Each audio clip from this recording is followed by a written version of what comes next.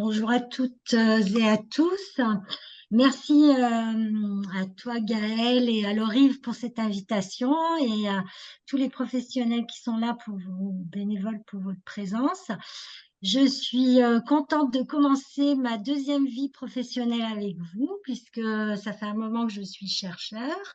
J'ai soutenu ma thèse il y a 10 ans, mais je suis sociologue indépendante conseil depuis très peu de temps puisque je viens de quitter la ville de Villeurbanne.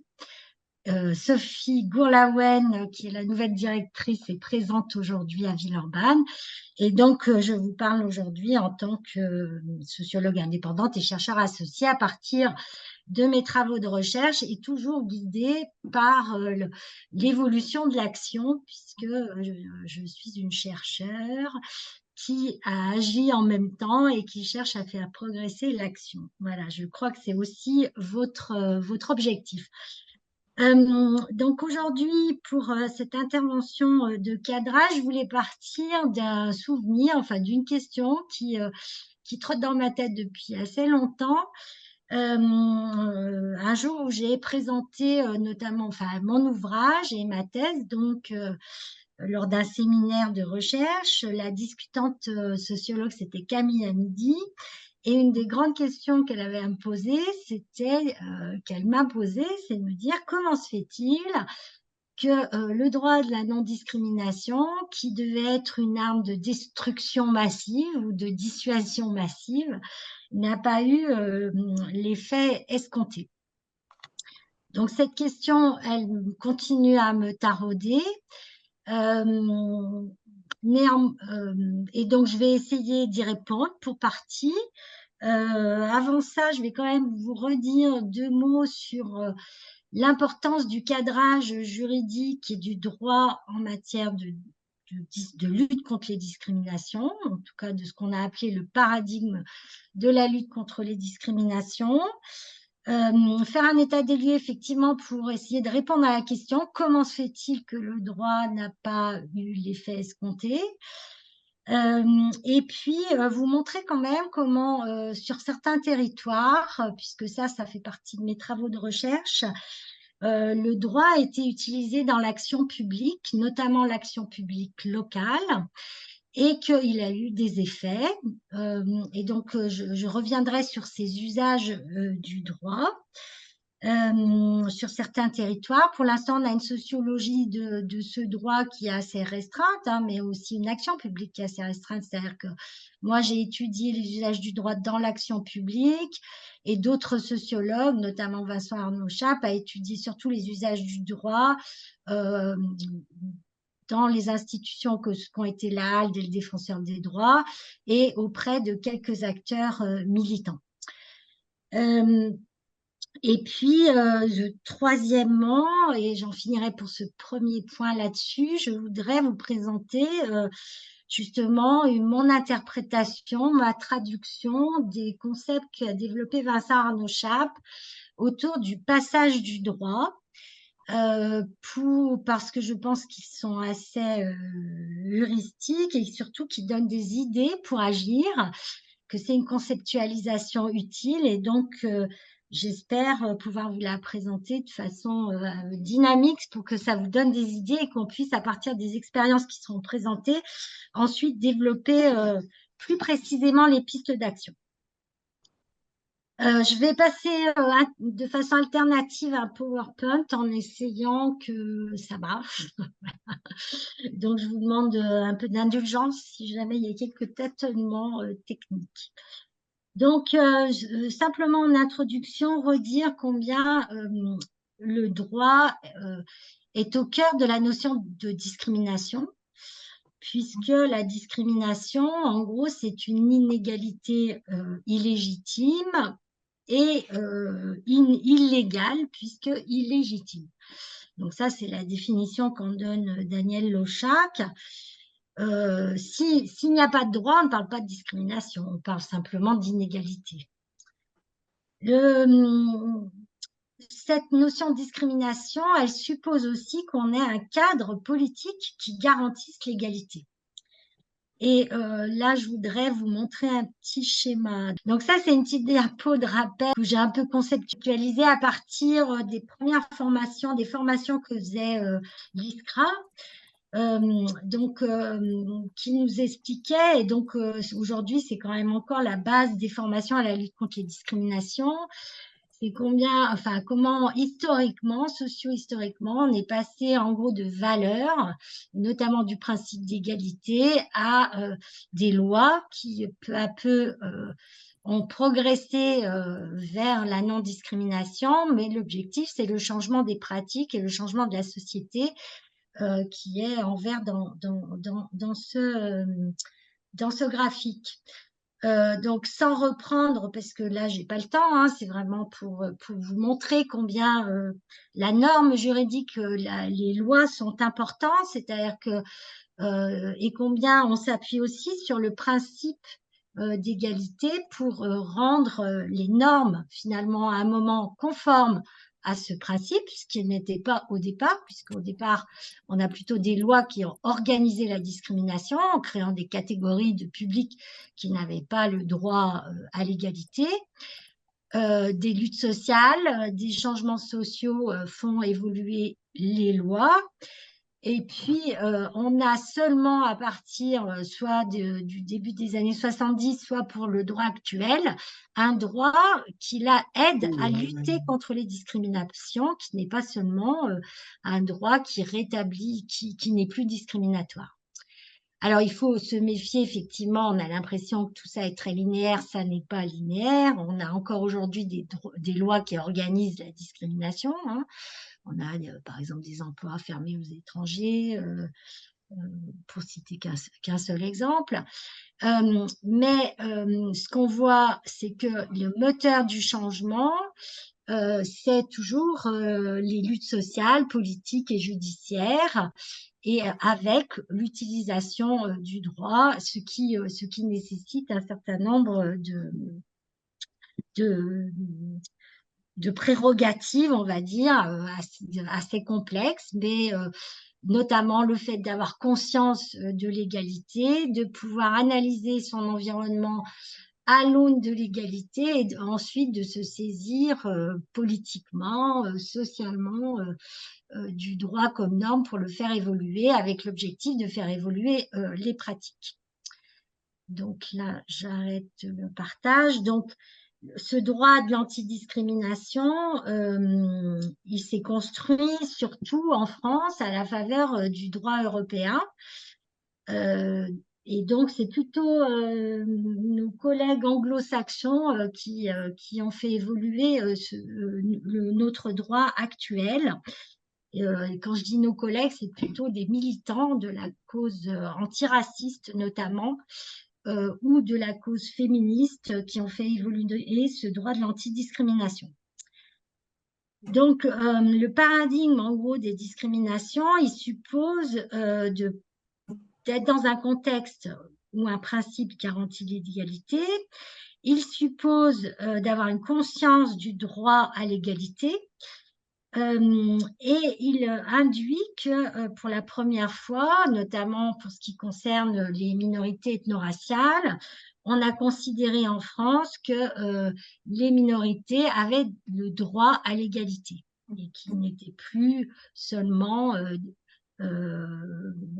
différents et donc il fallait attendre qu'ils soient à égalité pour être des égaux.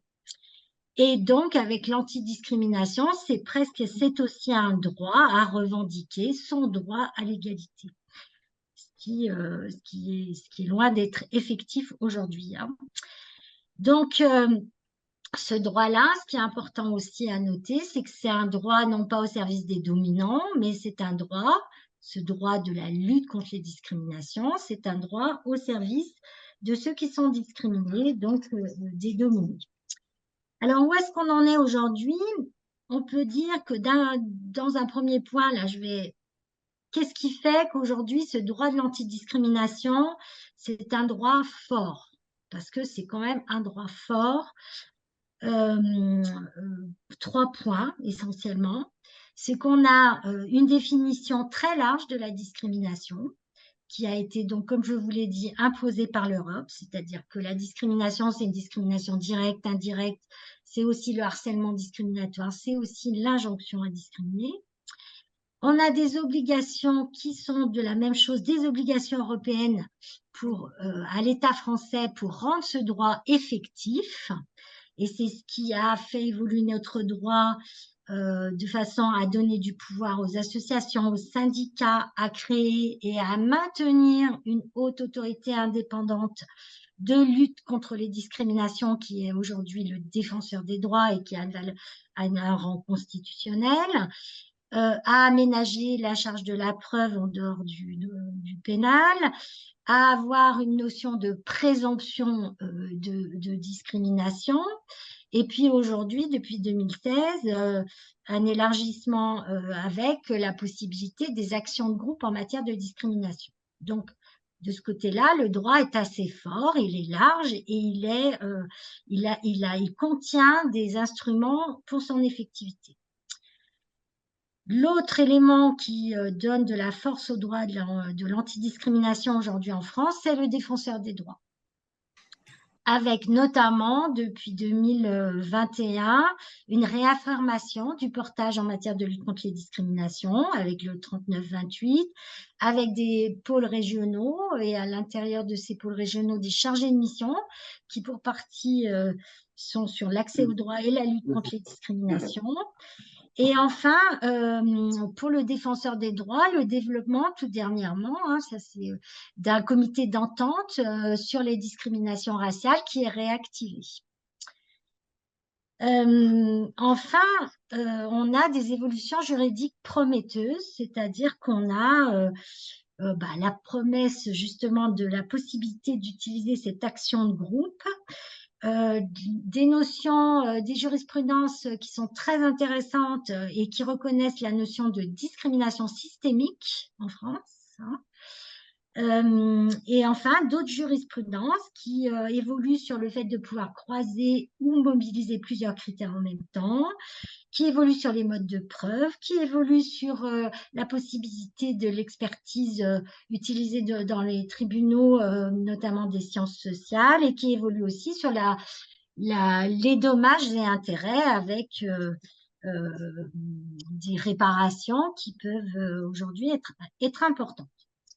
Mais qu'est-ce qui donc explique la faiblesse de cette prise en charge par le droit?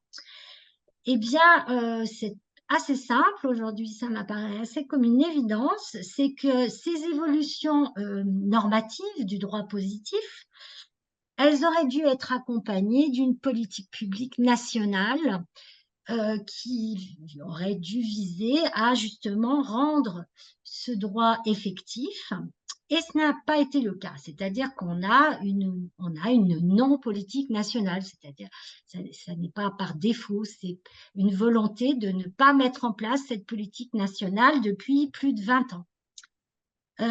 Pour autant, ça reste une possibilité puisqu'on sait que les normes juridiques, pour qu'elles soient efficaces, et aujourd'hui c'est un axe des politiques publiques de plus important, il faut faire évoluer l'état de droit en fait vers l'état des droits.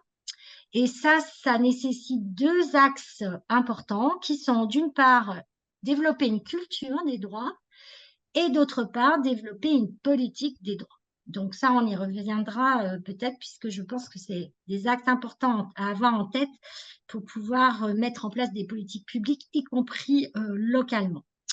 L'autre chose, c'est que on a un soutien aux associations de lutte contre les discriminations, notamment les discriminations ethno-raciales, qui a été en descendant et qui aujourd'hui est quasi nul. Donc en gros, aujourd'hui, les associations qui luttent par le droit, les associations de lutte contre les discriminations ethno-raciales qui mobilisaient le droit ont été privées de ressources et on a sur certains territoires même un désert associatif.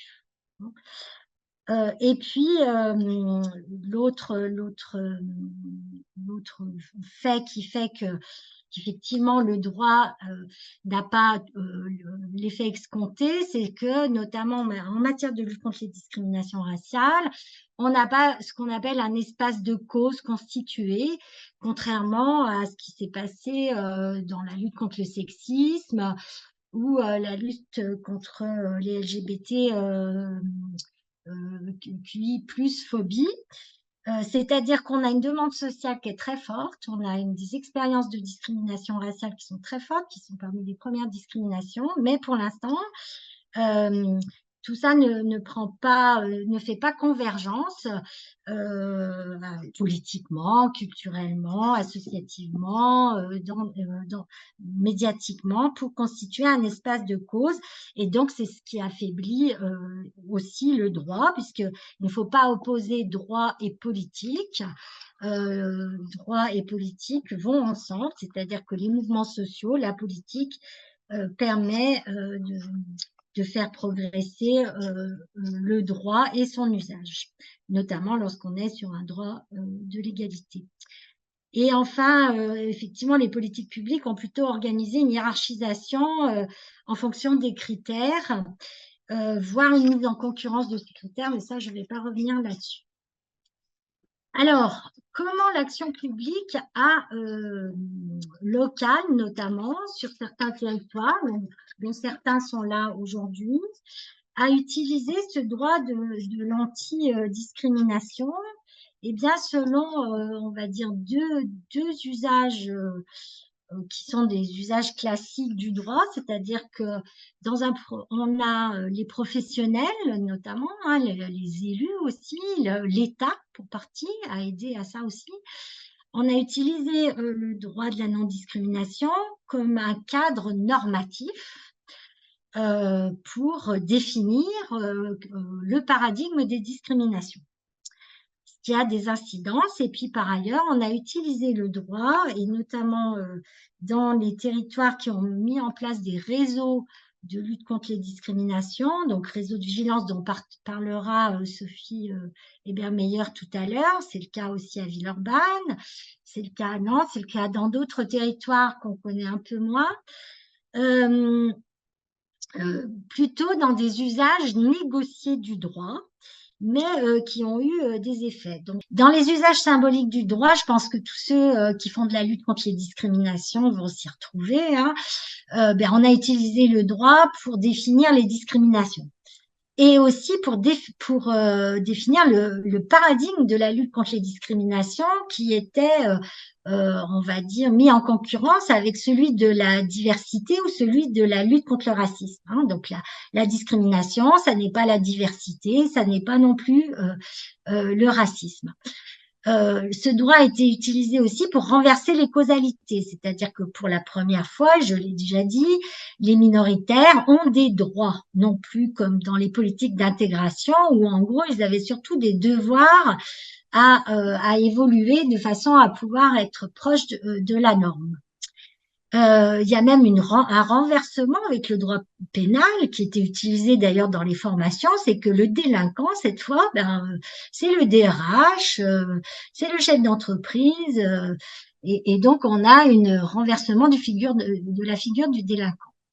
C'est une norme qui est assez dissuasive puisque, comme je vous l'ai dit, ce droit a été outillé pour faire progresser son effectivité. Donc, le renversement, en tout cas, l'aménagement de la charge de la preuve, le fait d'avoir simplement une présomption de discrimination et non pas besoin d'une preuve, c'est des arguments pour permettre aux discriminés de penser que ce droit est un droit dont ils peuvent se saisir.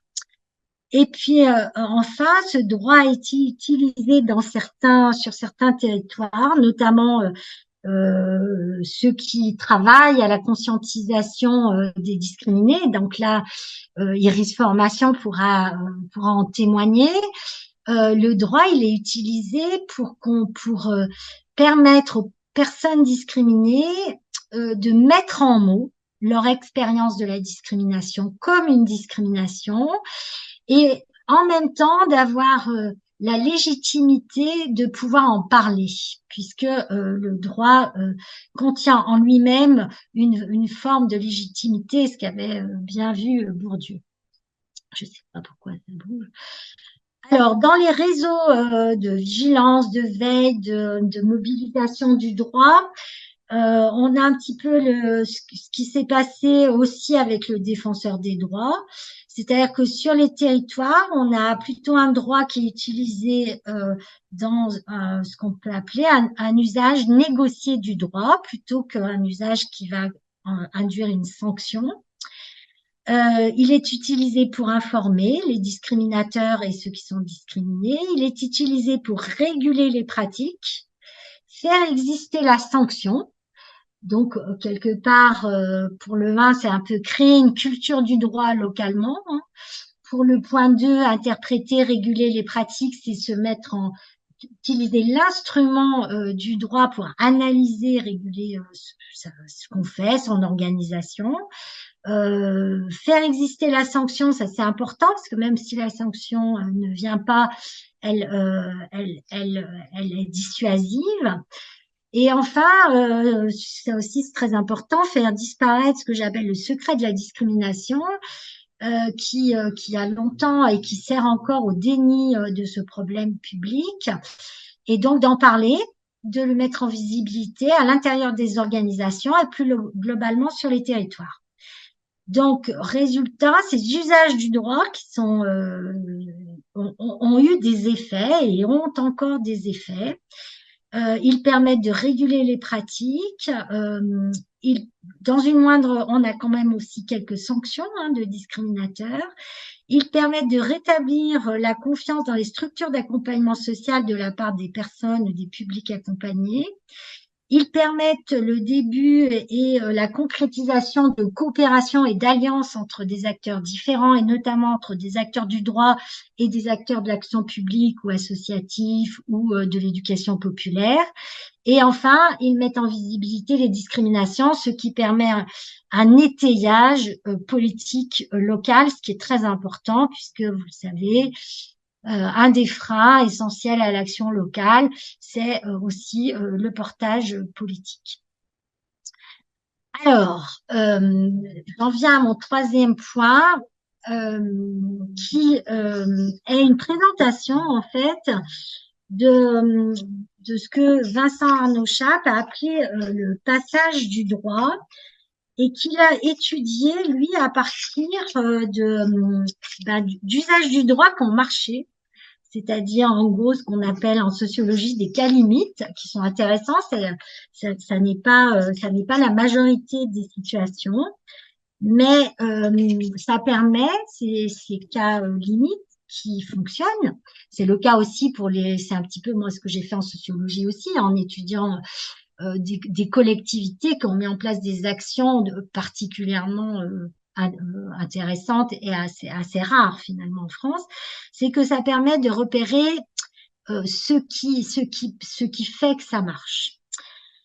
Alors, donc vous aurez la référence de l'ouvrage de Vincent Arnaud Chape qui s'appelle L'égalité au travail et qui est paru en 2019.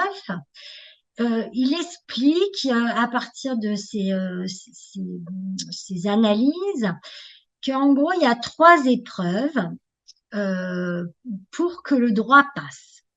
La première épreuve, c'est ce qu'il appelle la construction de la preuve. La deuxième, c'est la réparation.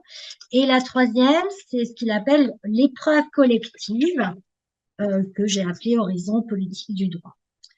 Les épreuves en sociologie, c'est pas des rites de passage, c'est une façon de pouvoir appréhender des faits sociaux complexes qui sont en train de se faire, qui mobilisent des acteurs différenciés, qui vont aussi mobiliser des argumentaires dans un langage, une façon de traduire des expériences et qui vont aussi faire le lien entre la structure, donc le niveau macrosociologique, et le micro, donc le positionnement individuel des acteurs, et notamment ici pour ceux qui vivent les expériences de discrimination. Donc, c'est l'idée de ce schéma, c'est de montrer que l'enjeu pour les acteurs de l'action publique, c'est de devenir en gros des bâtisseurs de passage du droit, des maçons, je sais pas comment, voilà, des passeurs du droit, et que l'enjeu c'est pas de construire un parcours de victimes qui irait frapper à une porte, puis à une autre, puis à une autre. C'est justement de construire ce passage qui va nécessiter de penser différentes épreuves, de mobiliser différents acteurs et d'avoir comme objectif finalement de dépasser la réparation individuelle pour aller vers un changement des pratiques, un élargissement du droit, vers un horizon politique, collectif de cette mobilisation du droit. Ce qui, j'y vois moi une étape préalable, c'est-à-dire que avant la construction de présomption de discrimination, on a besoin où ça se fait tout seul, hein, mais on peut y aider, on peut aider. En gros, cette étape-là que j'ai appelée interprétation de l'expérience pour une mise en forme juridique, qu'on pourrait appeler ouvrir la voie, elle se fait quelquefois dans les familles, avec des amis, pour des gens qui ont vécu des discriminations, puisque on le sait aujourd'hui, lorsqu'on vit une discrimination, notamment des discriminations raciales, mais pas uniquement. Ce qui assaillit les personnes, c'est le doute, c'est la honte, c'est une attaque de l'estime de soi, et il faut une certaine traduction, une certaine interprétation pour pouvoir formuler la discrimination. Alors ça peut supposer sur les territoires, on y reviendra, hein, la mise en place de dispositifs déjà dans cette phase préalable. Ce que j'ai mis en rouge, c'est en gros des warnings, c'est-à-dire se dire attention, lorsqu'on veut construire ce passage du droit, eh bien, il va falloir faire attention à ne pas violenter la parole. Il va falloir faire attention au fait que ce soit la construction de la preuve, que ce soit la réparation, que ce soit l'horizon collectif du droit, ce sont des processus de co-construction qui vont demander de mobiliser différents acteurs, mais aussi différentes ressources. Et donc, éventuellement, le travail des professionnels de la lutte contre les discriminations, évidemment, c'est de penser ces articulations, de les favoriser. Et puis aussi, une autre alerte, c'est que le droit ne répare jamais totalement la discrimination. Ça, c'est Fassin qui l'avait très bien dit dans son article de 2002, l'invention française des discriminations. La souffrance est toujours en excès sur le droit, donc ne pas sacraliser le droit, mais prendre en compte ce qui peut permettre la réparation, même si elle n'est pas totale. Donc, pour conclure, on aura peut-être un petit échange de questions, hein, on n'est pas l'horizon politique du droit il peut très bien advenir sans passage devant des juridictions. C'est ce qu'on va, par exemple, Sophie Ebermeyer va peut-être nous en parler. C'est-à-dire qu'on peut avoir sur une mobilisation du droit, un rappel au droit auprès de discriminateurs. On peut travailler avec le défenseur des droits et avoir eh bien une délibération qui va faire changer les pratiques de toute une organisation, de toute une administration qui est un horizon collectif, hein, qui va pas seulement avoir une réparation pour la personne qui a été discriminée, mais qui va aussi servir plus collectivement au changement des pratiques. Donc c'est ça l'horizon politique du droit. Et ça suppose de penser, d'avoir un positionnement par rapport au droit qui n'est pas on sacralise le droit comme on peut l'avoir lorsqu'on pense qu'il suffit du droit positif pour pouvoir avancer, c'est-à-dire que voilà, le droit est comme ça, donc les pratiques vont changer. C'est faux, on le sait très bien. Il faut pas non plus se positionner en répulsion du droit, on va dire, c'est-à-dire de dire finalement le droit, ce n'est que l'arme des puissants et les dominés, le droit, en gros, ce n'est pas pour eux et ils n'auront jamais de gain de cause. Mais il faut plutôt construire un rapport distancié au droit, c'est-à-dire penser que c'est une possibilité, c'est un instrument qui peut être un instrument à l'usage de ceux qui sont dominés, en ayant conscience des rapports de force et donc en travaillant justement les coopérations, les dispositifs qui vont viser à légitimer l'action des victimes, l'action des acteurs qui vont travailler à la présomption, à la preuve de discrimination, à la construction de la réparation de discrimination et enfin à la construction d'un d'un discours ou d'un changement de pratique en matière de lutte contre les discriminations. Donc le droit est un médium de la reconnaissance des discriminations et aussi de la lutte. Donc la fin, c'est ça.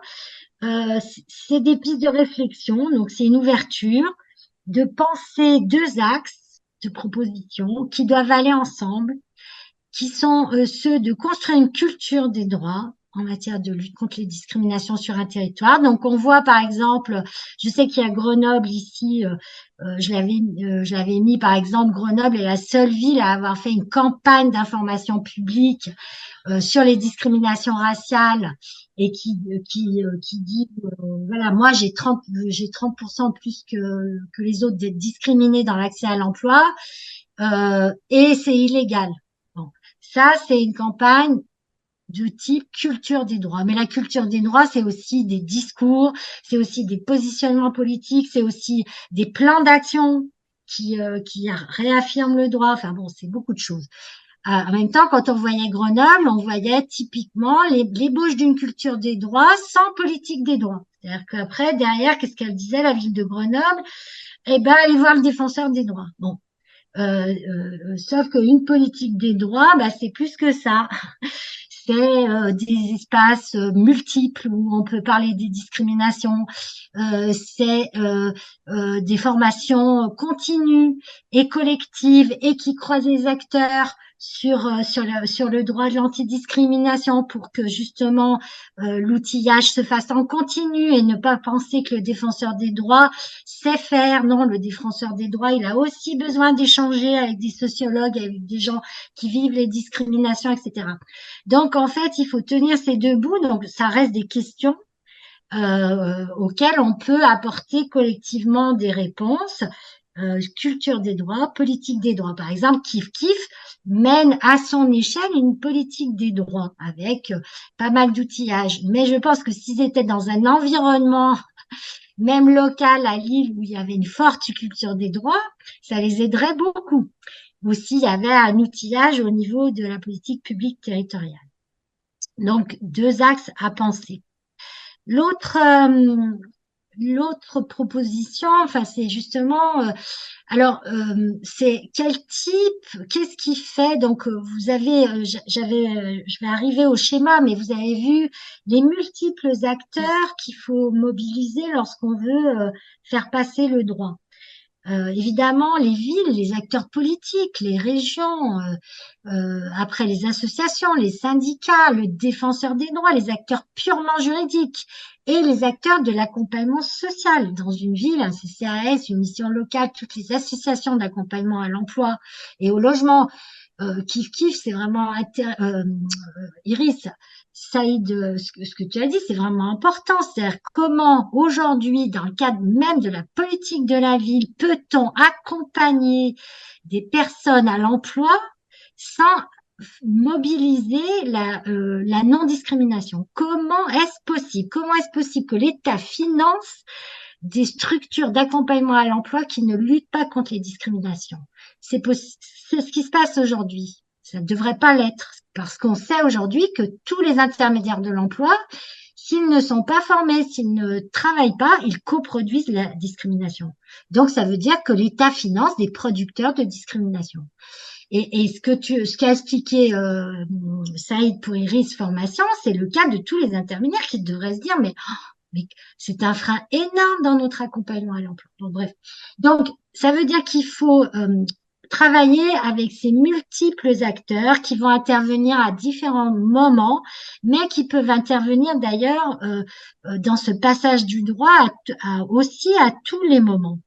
Et dans les formats de coopération, je crois qu'il faut, Sophie Bermeillard a beaucoup parlé de formation, je crois qu'il faut travailler la coopération, le décloisonnement.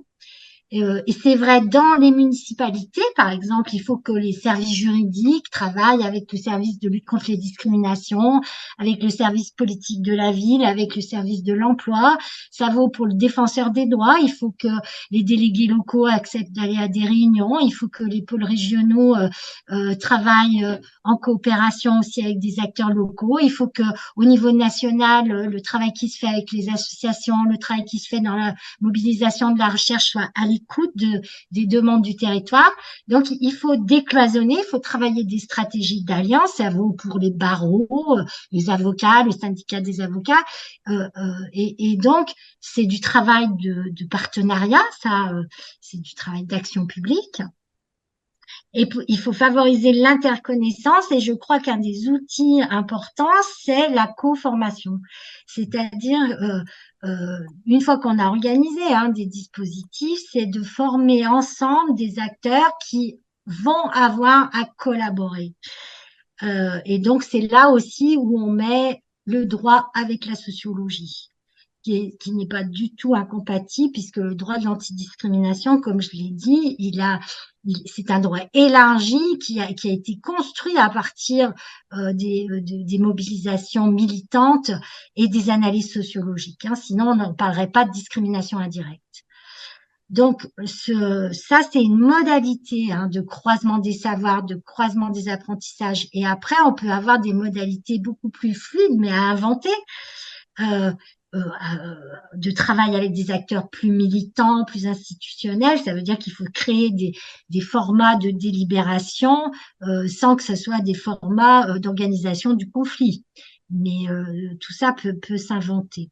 Et je pense qu'il faut aussi vraiment veiller à la circulation des ressources. Donc là, pour le coup, les centres Lorive, mais aussi les réseaux de professionnels, puisque j'ai vu que le président de l'IRDSU était avec nous. Ça, c'est très important, puisque quand vous avez une étude du défenseur des droits qui vient légitimer le problème que une personne discriminée croit être toute seule à vivre, ça crée des choses. C'est très, très important. Et il y a un déficit de diffusion de l'information, parce qu'effectivement, on n'a pas des grands sites de documentation sur les discriminations, et notamment les discriminations raciales en France. Voilà, même ce qu'on a quelquefois sur les questions d'égalité femmes-hommes. Et puis après, tu voulais dire quelque chose, Gaëlle, non? Non, non, pas du tout, excuse-moi. C'est juste Ok. que mon micro est branché. Ok. Et puis, l'autre chose, c'est effectivement de fluidifier les coopérations entre les différents niveaux de décision, parce qu'il faut penser que les acteurs dont on parle, et d'ailleurs, Iris l'a bien fait. C'est-à-dire, Iris, vous avez été voir la Fondation de France, donc là, vous êtes sur un acteur national. Après, vous allez descendre à votre niveau de ville, puis peut-être au niveau régional, puis vous travaillez avec d'autres acteurs régionaux aujourd'hui avec cette idée de compagnonnage. C'est vrai aussi pour les réseaux. Donc, il faut travailler le décloisonnement, la coopération au niveau territorial et à l'intérieur des structures, comme je l'ai dit, c'est-à-dire les acteurs de terrain, les directions et les directions générales, par exemple, dans les collectivités locales. Hein. Et ça vaut pour toutes les organisations. Donc ça, il me semble que c'est très important à penser comme ça. C'est des pistes. Après, il faut les opérationnaliser. Et enfin, la dernière chose, un schéma qui pourrait être utile peut-être pour travailler en atelier, c'est de reprendre ces différentes épreuves. Euh, et par exemple, on voit bien comment ouvrir la voie, on voit bien comment l'expérience d'Iris Formation commence à travailler individuellement, puis travaille collectivement, parce que l'individuel, ça suffit pas.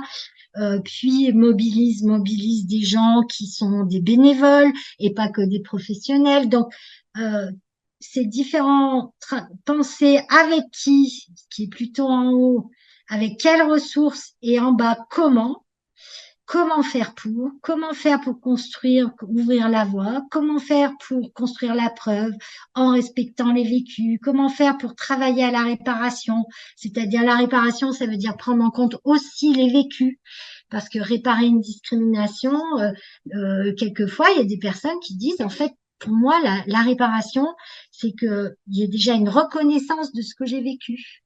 Ou la réparation, c'est que je puisse en parler et que ça soit dénoncé. Ou enfin, la réparation, ça peut aller plus loin, ça peut être que je sois rétablie dans mes droits et qu'en plus le discriminateur soit condamné. Mais il y a différents niveaux de réparation et tout ça, c'est des échelles, c'est à travailler collectivement, à penser ensemble et entre acteurs différents. Euh, alors après, ça se construit sur plusieurs années, mais quand on fait des plans de lutte contre les discriminations, je veux dire, si on considère qu'on veut faire de la lutte contre les discriminations, eh bien, ça veut dire que c'est l'objet du plan de lutte contre les discriminations. Hein. Et si ça devient l'objet du plan de lutte contre les discriminations, on peut avoir, à mon avis, les ressources pour mettre en place des actions et étendre petit à petit le compagnonnage, ce qui est un beau mot, mais les alliances, les coopérations et politique aussi, puisque sur les territoires, le portage politique, il se construit aussi. Hein. Et lorsque vous avez des personnes qui sont en capacité de prendre la parole sur les discriminations vécues, en général, ça peut changer aussi le point de vue des élus. Et s'ils sont pas seuls, si en plus ils sont légitimés par des acteurs comme le défenseur des droits, des avocats, des responsables de structures, ça change aussi la donne. Donc on peut être dans une dynamique, dans une construction, dans un passage tout à fait opérationnel et où on voit effectivement cet horizon politique du droit, de changement de pratique, de changement de culture qui pourrait, en tout cas, guider des pratiques de façon, à mon avis, assez constructive. Voilà.